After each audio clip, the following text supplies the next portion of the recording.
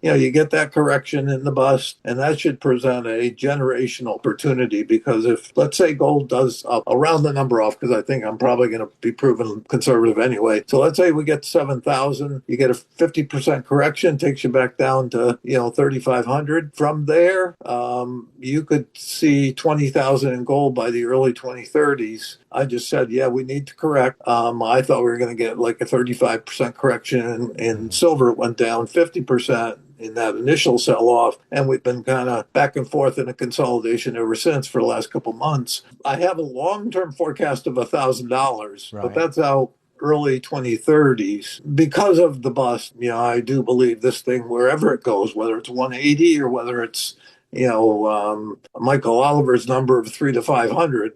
I think it'll have a blow off run here this year. If you're talking about the whole correction, it really went a lot more than a little high. It went from 50 to 120 in a matter of weeks. That obviously needed to get corrected. It was a parabolic run. Normally parabolic runs are end of cycle runs or things that you kind of say, hey, maybe that was it. In this case, I didn't wait very long. It didn't cause me a lot of consternation in terms of, hey, is this the top? I just said, yeah, we need to correct. I thought we were going to get like a 35% correction in silver. It went down 50% in that initial sell-off, and we've been kind of back and forth in a consolidation ever since for the last couple months. I think we're pretty well done with that. I think we did consolidate that huge run, and I think we're poised for the next leg up, which will be, again, parabolic, probably even steeper than that one, or certainly similar. That's how I get to 180. Right. And I'm not so sure that I'm not too conservative still. Well, I have a long-term forecast of $1,000, but that's out early 2030s. And because of the bust, I do believe this thing, wherever it goes, whether it's 180 or whether it's, Michael Oliver's number of 300 to 500, I think it'll have a blow off run here this year. Like I said, it could happen by Labor Day. It might take into the fall, but I'm not so worried about the number. My 180 is where I could get to on my work, but I don't discount the fact that it could blow right through that in a blow off and take you up to, 250 or higher. Right. So I would not use that number per se as much as to realize we're in I think a late stage for this cyclical cycle, for this cycle where I don't think we go beyond this year. And then because of the bust, pretty much all assets other than treasuries will go down. Right. Silver is very volatile, so that could go down, 50, 60, 70%. Gold probably less so, maybe 30 or 40%, but it could go 50 and this go 75. So there is a downside, I think, because of a global bust. If I'm wrong about the bust, maybe it lasts longer. But I think you've got some kind of a cycle end here this year, and obviously I think it's going to be a violent one. So that's why I am thinking this is very late in terms of that move. We've come a long way from silver down at $20, up to 120, and in this case, probably up to 180, $200. So it's, to me, we're months away from a point where you have to make that decision, not years. Yeah, no, these are definitely targets prior to the bust and prior to the bear market. Well, like I said, it could happen before Labor Day for both gold and silver and for the stock market, but it doesn't have to. It could carry. We might even see it carry as far as the election or come close. So I'm not so worried about pinpointing that, but it's definitely pre-bust. And then, you get that correction in the bust, and that should present a generational opportunity because if, let's say, gold does up around the number off, because I think I'm probably going to be proven conservative anyway. So let's say we get 7,000, you get a 50% correction, takes you back down to, 3,500. From there, you could see 20,000 in gold by the early 2030s. So, and the miners obviously have leverage to that. So there's a another opportunity after this one, Hmm. but this one still is far from over. There's a big run here. Yeah, well, physical certainly will be the more stable, and obviously supply demand, particularly with sovereigns being so interested in it, Hmm. helps hold that up. I'm sure it will, trade down with the paper at some point. It's not going to deviate that much that it goes opposite. But it will be more stable and will probably come down slower. The ETFs, we saw this, back in 2020. We saw this in 2008, nine, I think. But certainly I remember 2020. You have two things going on then. You have the underlying securities in that ETF under pressure. And then you have all those, and particularly we found out how much institutions use the ETFs. You have the liquidity problem of some big whales wanting to get out and get out in Yeah. a hurry. And so the ETFs actually went down farther and faster than did the underlying miners that were in the portfolio. So Hmm. so that is a risk that I think you see anytime you have a big downturn. And the miners themselves obviously have plenty of volatility and plenty of risk if the metals roll over. So it's pick your poison. They're all going down. I think obviously physical less so or less fast, but I think they're all going to get hit pretty hard. Not nearly, except maybe silver. Not nearly as hard as two things. One, if you're investing without leverage, Yeah. your own leverage. If you're buying stocks, you can hold on. You may not like the volatility in the portfolio valuation, but you can hold on. If you're leveraged, you could get wiped out. So, Hmm. I would say be cautious as you get closer to the at least my idea of what the top is, and because once it goes over the other side of the mountain, it can unwind pretty fast, and if you have leverage, you're going to get wiped out. Yeah, I think it's more. And frankly, I don't think a lot of central bankers or policymakers realize that there is a bust coming. Hmm. I don't think if you talk to them, they have any idea that that's what's coming. They think 2008, nine was kind of the big one, nothing like that's coming again. So they may worry about a downturn, et cetera. But I think they're buying gold primarily because of all the debt and money that has been put out there over since 2008 and particularly since 2020. I think people realize that fiat currencies are not the sound money story today. And obviously, we have things like the BRICS, looking to try to create a gold-backed currency, and Right. China, I think, understands maybe pretty well what's coming in the future, and they want gold. So I don't think it's because they're worried about a bust. They're more worried about fiat currency. The deeper warning is that the coming bust may hit almost every asset class. Stocks, commodities, miners, and even precious metals could face major pressure once liquidity disappears. The only asset he sees as potentially holding up better during the panic is treasuries.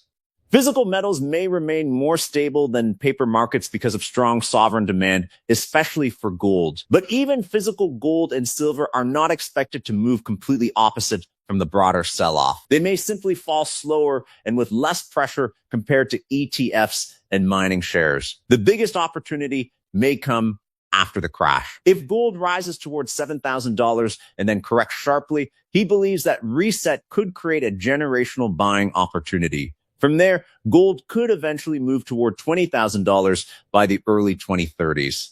Let's get back to the interview. May, I don't think it will. I mean, just look at near term what we've seen Yeah, in yeah. in both gold and silver in just the last few months. So if it can do that, and when we're in a reasonably healthy economy, what happens in a bad economy, and what could be more than a bad economy? I just think sovereign may step away to some extent during that time. Yeah. Um, so I don't think so. I may be surprised by that, but I think you can, as I tell people, I think you can look at somewhere between for 35 and 50% downside in gold from the top, and probably 50 to 75% in silver. So, it may not be as bad as that, but I think that's what should be anticipated. Yeah, I don't have any that can tell you that. I mean, I think it's both. Frankly, I don't think institutions have yet really warmed up to it. Yeah. It's been for the longest time. Gold was not even looked at as an important piece of portfolios until recently, and so then they say, oh, maybe you should have 5 to 10%, and some people 20% in gold. Silver, I think, is far less looked at as something that institutions need to have in their portfolios, or wealth managers have put in portfolios. What happens, I think, is momentum starts, attracting attention, and institutions start moving away from kind of stubbornness of saying, yeah, we don't need silver. It doesn't fit our parameters. And they start realizing that it's a runaway freight train in terms of momentum, and that they should be on board. So, as always, I think psychology plays a role both for retail and for institutions. But frankly, I don't think they've really. Obviously, there are institutions out there that are buying, but I don't think in main part there are all that many institutions that are really paying much attention to silver at this point. Yeah. I think as we move into this next leg up and get over $100 again, I think that run from 100 to say $200, because I do think my 180 is going to prove low. I think in there you will see a lot more institutional buying, and that's part of that run up. Yeah, as I say, I don't think it's just going to be retail. I think it's also going to be institutional. I think the run from 100 to $200 is going to be dominated by speculation, by chasing momentum, far more than physical. So, they will more than make up, I think, for any physical drop off. Yeah. And of course, we know that on the physical side, a lot of that has already been purchased. And so it's really next year's contract that they are worried about. So at least between now and the end of this year, I'm sure the physical's pretty well already been priced. They've already priced their purchases. I think we're very close to the end of the consolidation that kind of tracked the metals themselves. Not surprisingly, the miners were more volatile even than the metals, obviously. But people have to remember, we have basically, even at these corrected levels, these stocks are up probably 3- and 4-fold from where they were, 18 months ago. And I think they have, in many cases, three plus fold to go. So, just as an example, my silver miner junior, the SILJ, I have a target on that of 90. It's currently 28 and change. So you're more than a triple there. SIL, I have a target of 220. GDX, I have a target of, I think, 180, if I remember right. And GDXJ, I have a target of 250. So if you do the numbers, the silver miners, I think, have triples ahead or more, and junior miners probably more than that. And the gold at least doubles or more. I think there's big upside. And again, that's not 2 years out. I think we see that this year. So it's really a case where, yes, you have to take some volatility, and if you have leverage, you may get taken away from you. But if you are invested in these, I think you'd be a happy camper between now and the end of this year.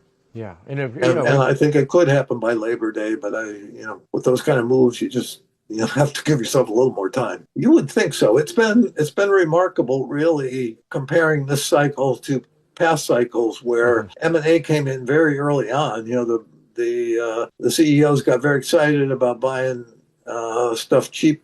Well, because they saw these things taken off, and in a lot of cases, then things rolled over, and they didn't. Their operations didn't look great because they had leveraged themselves up.